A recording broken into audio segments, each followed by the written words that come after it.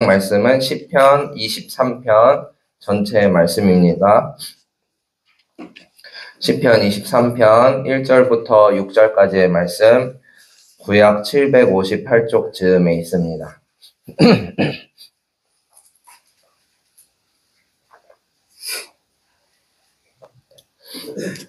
시편 23편의 말씀을 1절부터 한 절씩 교독하시고 마지막 절은 함께 읽겠습니다. 주님은 나의 목자시니 내게 부족함 없어라. 나를 푸른 풀밭에 누이시며 쉴만한 물가로 인도하신다. 나에게 다시 새 힘을 주시고 당신의 이름을 위하여 바른 길로 나를 인도하신다. 내가 비록 죽음의 그늘 골짜기로 다닐지라도 주님께서 나와 함께 계시고 주님의 막대기와 지팡이로 나를 보살펴 주시니 내게는 두려움이 없습니다. 주님께서는 내 원수들이 보는 앞에서 내게 잔치상을 차려주시고 내 머리에 기름 부으시어 나를 귀한 손님으로 맞아주시니 내 잔이 넘칩니다.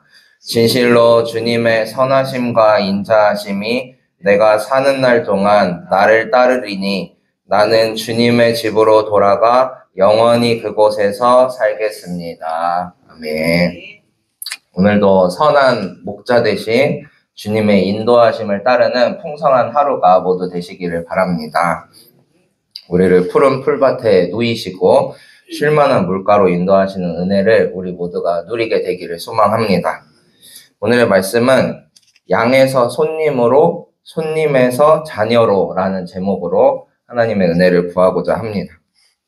시편 23편은 누구나 익히 알고 있는 말씀이죠. 많은 분들이 아마 암송도 하고 계실 겁니다. 제가 꿈꾸는 제자학교에서 이제 시가서를 맡아 강의를 하고 있습니다. 그 강의에서 시편 23편을 다룬 바가 있습니다. 너무나 익숙한 말씀이지만 이 안에 이런 뜻이 있었구나 하면서 큰 은혜를 받았었는데요. 그때 깊이 연구하면서 깨달았던 달콤한 은혜를 오늘 함께 또 나누기를 원합니다. 말씀의 속뜻을 깨달아서 알게 되는 영적인 기쁨이 이 새벽에도 차고 넘치기를 소망합니다. 제가 강의를 시작하면서 여기 강의 오셨던 분도 몇 분 계신데 성도님들께 선물을 하나씩 드렸습니다. 그게 뭐냐 하면 시편 23편 말씀을 이렇게 예쁘게 디자인해가지고 코팅까지 이렇게 해서 하나씩 나눠드렸습니다. 그 이유가 있는데요. 바로 그 종이를 냉장고나 방문에 탁 붙여두시고 이제 아침에 2번, 점심에 2번, 저녁에 2번, 하루 6번씩 약 먹듯이 그거를 큰 소리로 읽으시라고 이제 평생 숙제로 내드렸습니다. 평생 동안 그렇게 하시라고. 이것은 실제로 스위스의 정신과 의사였던 폴 투르니에가 우울증 환자에게 주었던 처방전입니다. 시편 23편은 그렇게 어디에 딱 붙여놓고 아침 2번, 점심 2번, 저녁 2번 크게 읽어라. 폴 투르니에는 그를 찾아오는 노이로제 환자나 우울증 환자에게 시편 23편을 하루에 6번 큰 목소리로 읽으라고 처방을 했습니다. 정신과 의사가 이런 성경 말씀으로 처방전을 내린다니 조금 어색해 보이기도 하는데요. 그는 정신의 문제는 결국 영혼의 문제로 귀결된다고 보는 의사이자 독실한 크리스천이었습니다. 그가 내린 영혼의 처방전을 받아든 환자들은 실제로 우울증이나 정신적인 문제가 해결되는 경험을 하게 되었다고 합니다. 그의 처방전을 한번 제가 읽어드리겠습니다. 시편을 하루에 6번씩 읽으십시오. 이 처방대로 해야 당신의 병이 낫습니다. 아침 일찍 일어나서 제일 먼저 성경부터 읽어야 합니다. 읽을 때 조심스럽게 기도하는 마음으로 읽어야 합니다. 아침 식사 후에, 점심 식사 후에와 저녁 식사 후에, 그리고 마지막 잠자리에 들기 전에 읽어야 합니다. 바쁘다고 너무 빨리 생각 없이 읽어서는 안 됩니다. 한 구절 한 구절 말씀을 음미해 가면서 그 글의 의미를 최대한 마음속에 새겨 두어야 합니다. 이렇게 일주일 동안만 계속하면 분명히 달라질 것입니다.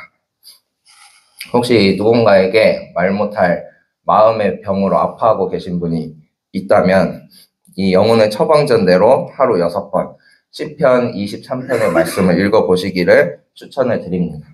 그리고 주변에 마음의 문제로 아파하는 분이 계시다면 이 방법을 권면해 보는 것도 좋은 대안이라고 생각합니다. 이처럼 시편 23편은 우리의 영혼을 어루만지는 말씀입니다. 주님 안에서 다시 새 힘을 얻고 모든 두려움을 떨쳐버리게 하는 보약과도 같은 말씀인데요. 그 안에 또 어떤 보석 같은 은혜가 숨어 있을지 함께 살펴보도록 하겠습니다. 시편 23편은 이렇게 시작합니다. 주님은 나의 목자시니 내게 부족함 없어라. 시인은 여호와 하나님을 나의 목자라고 부릅니다. 목자라는 이미지는 고대 근동에서 왕을 가리킬 때 사용하던 상징적인 표현이었습니다. 이 상징이 여호와 하나님께 적용이 되어서 여호와 하나님은 당신의 백성들을 이끄시는 목자로 불리게 됩니다. 목자는 양을 인도하고 보호하는 기능을 담당하죠. 시인은 하나님이 자신의 목자가 되시니 자신에게 부족할 것이 없다고 노래합니다. 근데 보통 부족하다라는 표현은 앞에 무엇이라는 이런 목적어가 붙게 마련입니다. 예를 들어서 내가 먹을 것이 부족하다든지 아니면 물건을 사야 하는데 돈이 부족하다든지 뭐 이런 식입니다. 부족하다는 표현 앞에 무엇이 부족한지 먼저 말하는 것이 일반적이죠. 하지만 본문 1절에서는 이 무엇이가 빠져 있습니다. 예를 들어 주님은 나의 목자시니 내게 먹을 것이 부족함 없어라. 혹은 주님은 나의 목자시니 내게 입을 옷이 부족함 없어라. 이렇게 말을 하지 않고 주님은 나의 목자시니 내게 부족함 없어라 라고 말합니다. 이는 시인이 의도적으로 목적어를 뺀 것으로 보입니다. 시인은 내게 부족한 것이 무엇인지 구체적으로 말하지 않음으로써 모든 것을 채우시는 하나님에 대한 신뢰를 드러내고 있습니다.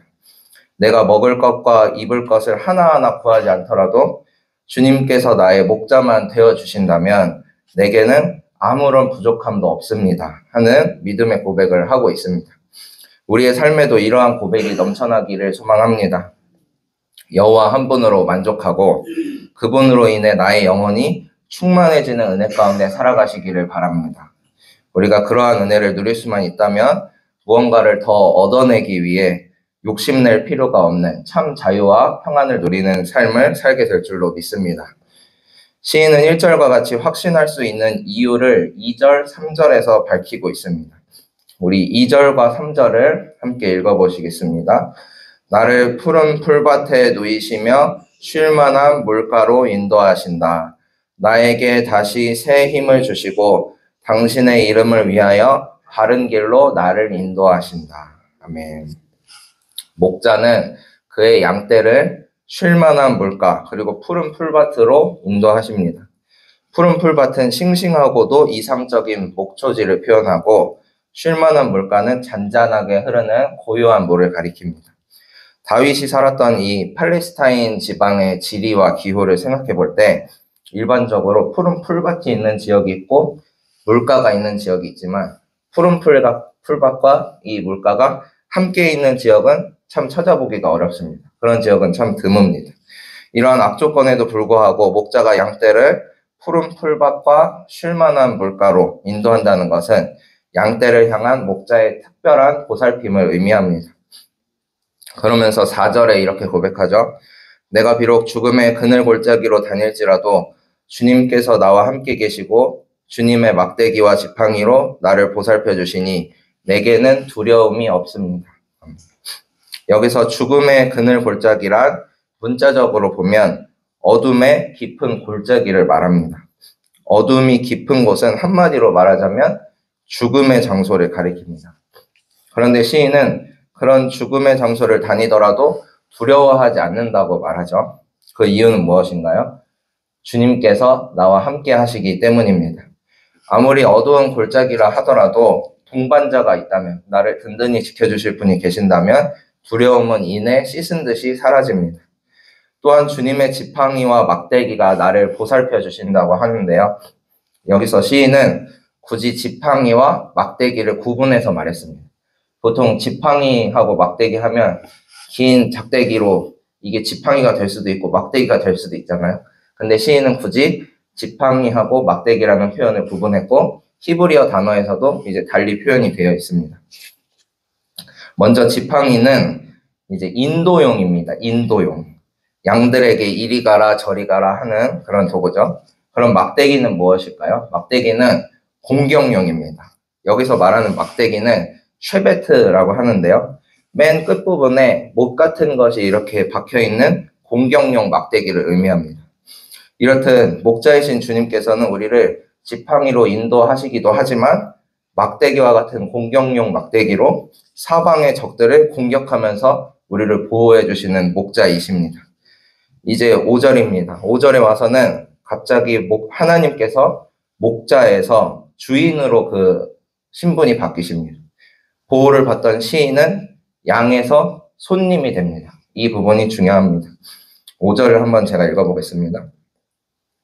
주님께서는 내 원수들이 보는 앞에서 내게 잔치상을 차려주시고 내 머리에 기름 부으시어 나를 귀한 손님으로 맞아주시니 내 잔이 넘칩니다. 5절에서 시인은 더 이상 1절부터 4절에 등장하던 양이 아닙니다. 시인은 집 주인이신 하나님께 초대받은 손님이 되었습니다. 그는 이제 목자의 앞과 뒤를 서성거리는 양이 아니고요. 그는 얼굴과 얼굴을 맞대고 집주인과 식탁의 교제를 나누는 귀한 손님으로 대접을 받고 있습니다. 하나님께서는 시인을 원수들이 보는 앞에서 귀한 손님으로 맞아들여 융숭하게 대접해 주십니다. 내 머리에 기름 부으시어 라고 하는데 이것은 특별한 손님으로 정성을 다해 맞아들인다는 것을 의미합니다. 또한 내 잔이 넘칩니다 라는 표현처럼 잔이 넘치도록 채워주는 것은 손님에 대한 또 그런 극진한 대접을 의미합니다. 시편 23편은 언제 쓰였냐 하면 그 배경을 살펴보면 다윗 왕이 아들 압살롬에 의해 살해 위협을 당하고 있을 때 쓴 시로 보통 알려져 있습니다. 아들이 아버지의 왕권을 찬탈하기 위해 반역을 일으켰습니다. 다윗은 어떻게든 아들 압살롬과의 전투를 피하려고 애를 썼습니다. 하지만 그 심정이 어땠을까요? 그렇게 아들에게 살해 위협을 당하는 아버지의 심정은 어땠을까요? 아마 인간으로서 가장 밑바닥에 있는 듯한 고통을 느끼는 순간이었을 겁니다. 그 와중에 다윗은 이와 같이 고백하고 있습니다. 주님께서는 내 원수들이 보는 앞에서 내게 잔치상을 차려주시고 내 머리에 기름 부으시어 나를 귀한 손님으로 맞아주시니 내 잔이 넘칩니다. 나의 형편과 처지는 밑바닥에 곤두박질 친 것처럼 괴롭고 고통스럽지만 주님께서 나를 귀한 손님으로 맞아주시니 내 잔이 넘칩니다. 내게 부족함이 없습니다. 라고 시인은 다윗은 그렇게 고백하고 있습니다. 마지막 6절에 이르러서 시인의 기도는 절정에 이릅니다. 우리 6절을 함께 읽어보시겠습니다. 진실로 주님의 선하심과 인자하심이 내가 사는 날 동안 나를 따르리니 나는 주님의 집으로 돌아가 영원히 그곳에서 살겠습니다. 아멘.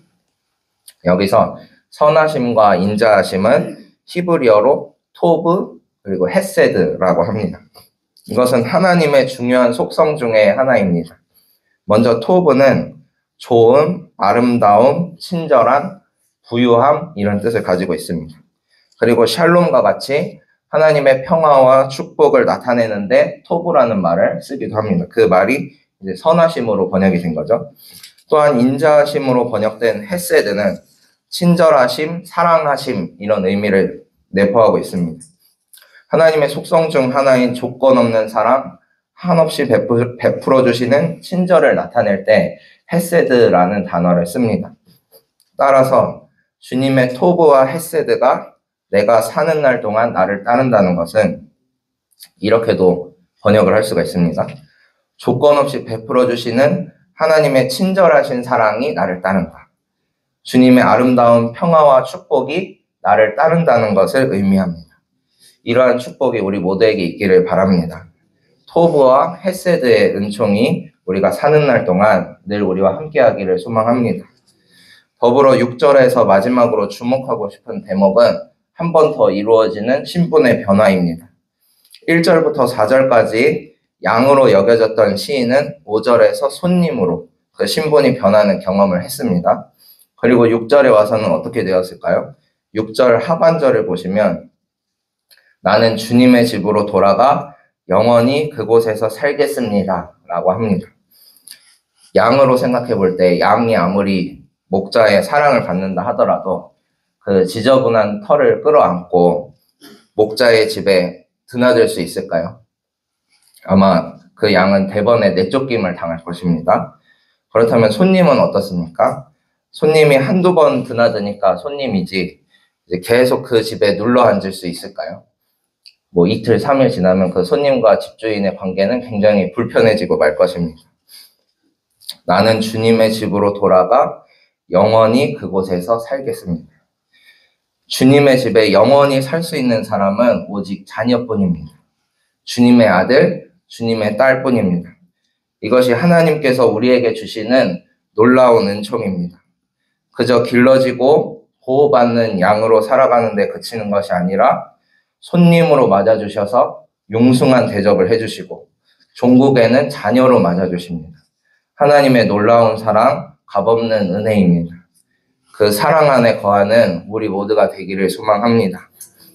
눈을 씻고 찾아봐도 소망이 보이지 않는 상황 속에서도 우리가 찬양할 수 있는 이유는 목자이신 주님께서 우리를 돌보시고 그분의 손님으로 맞아주시어 우리의 잔이 넘치도록 풍성케 하시고 우리를 자녀 삼아 주셔서 그분의 집에 영원히 살도록 인도해 주시기 때문입니다. 그 엄청난 은혜가 담겨있는 책이 바로 이 시편 23편의 말씀입니다. 그 사랑을 믿고 의지하며 주님의 집으로 돌아가 영원히 주님과 함께 사는 우리 모두가 되기를 소망합니다. 기도하시겠습니다.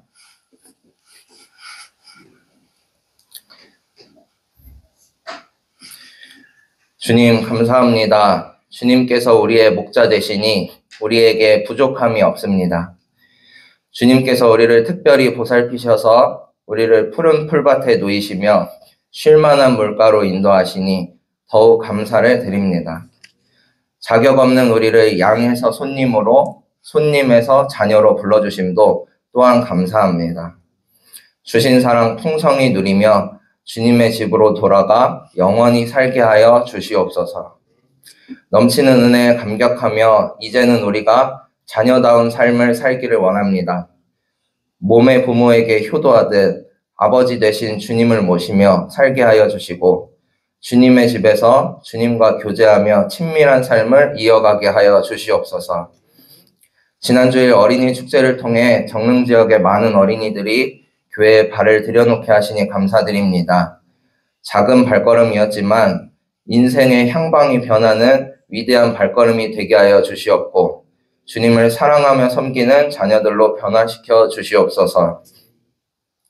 이번 주일은 부모교육 세미나로 모입니다. 좋은 부부가 좋은 부모다라는 주제로 세미나가 진행될 때 부모와 자녀 간에 막힌 담을 허무는 계기가 되게 하여 주시옵소서. 한 분이신 하나님을 섬기며 서로 사랑을 나누는 가정이 되기를 원합니다.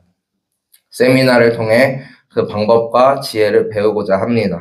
각 가정마다 주님의 사랑이 깃드는 은총의 시간 되게 하여 주시옵소서.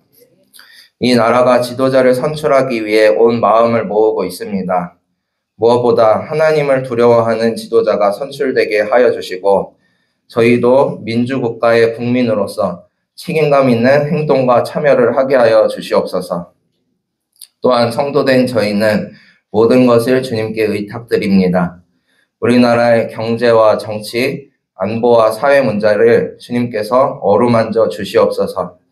가난한 이들이 소외되지 않는 나라, 공평한 기회가 모두에게 주어지는 나라 되게 하여 주시옵소서. 이 시간 귀한 예물 주님 앞에 드린 손길이 있습니다. 주님께서 주신 모든 것의 일부를 구별하여 드립니다. 주님께서 받아주시고 주님 뜻대로 사용하여 주시옵소서. 모든 것 주님께 맡겨드리며 살아계신 예수님의 이름으로 기도합니다. 아멘. 하늘에 계신 우리 아버지여, 이름이 거룩히 여김을 받으시오며 나라가 임하시오며 뜻이 하늘에서 이루어진 것 같이 땅에서도 이루어지이다. 오늘 우리에게 일용할 양식을 주시옵고 우리가 우리에게 죄 지은 자를 사하여 준 것 같이 우리 죄를 사하여 주시옵고 우리를 시험에 들게 하지 마시옵고 다만 악에서 구하시옵소서. 나라와 권세와 영광이 아버지께 영원히 있사옵나이다.